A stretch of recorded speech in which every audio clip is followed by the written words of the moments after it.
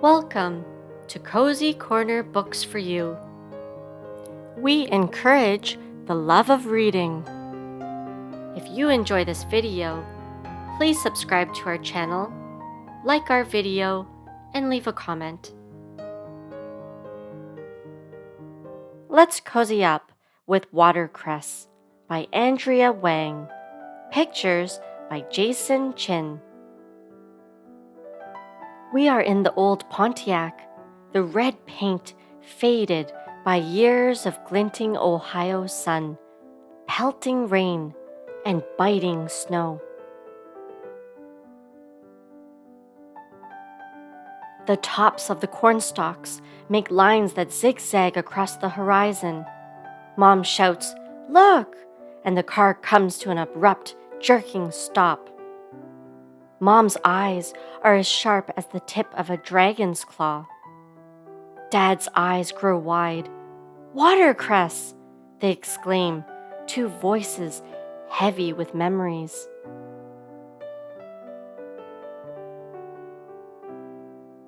From the depths of the trunk, they unearth a brown paper bag, rusty scissors, and a longing for China.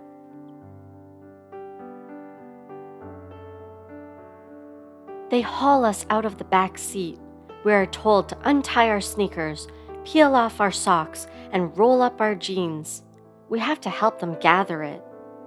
The water in the ditch is cold. It stings my ankles, and the mud squelches up between my toes.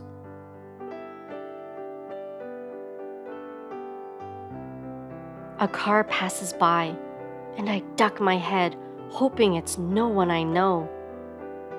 My parents cut bunches of the small plant, long, stringy stems with leaves round as coins.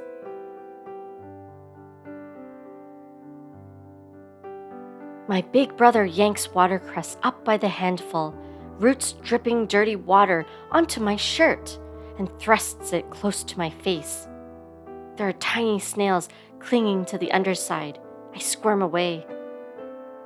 The bag in my hands grows heavier and heavier with the weight of all the watercress. The paper is soaked, and I'm half afraid, half hopeful that the bottom will split, sending all the plants back down into the muck.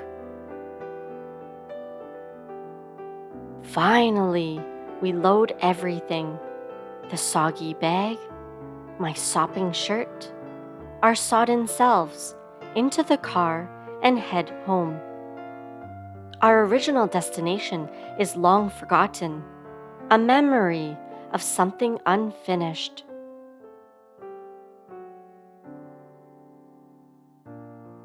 On the dinner table that night is a dish of watercress, glistening with garlicky oil and freckled with sesame seeds. The mud and the snails are long gone, but I still don't want to eat it. Any of it. I only want to eat vegetables from the grocery store. Mom and Dad press me to try some. "It is fresh," Dad says. "It is free," Mom says. I shake my head. Free is bad. Free is hand-me-down clothes and roadside trash heap furniture, and now dinner from a ditch.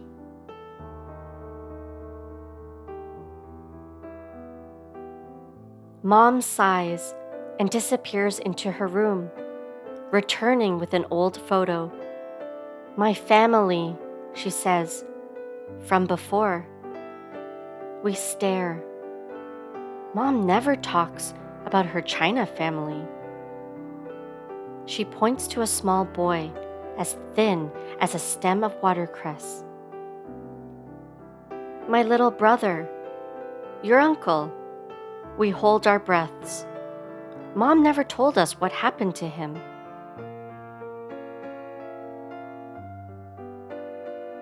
"During the Great Famine," she says, "we ate anything we could find, but it was still not enough."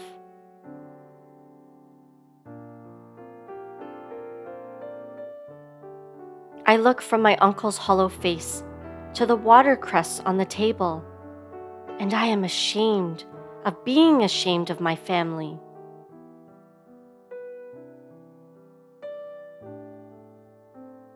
I take a bite of the watercress, and it bites me back with its spicy, peppery taste.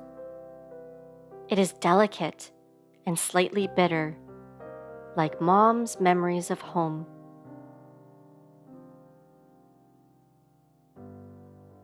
Together, we eat it all and make a new memory of watercress.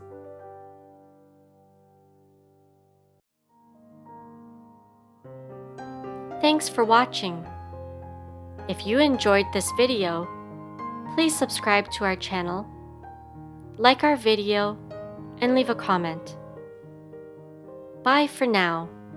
Let's cozy up with another book soon.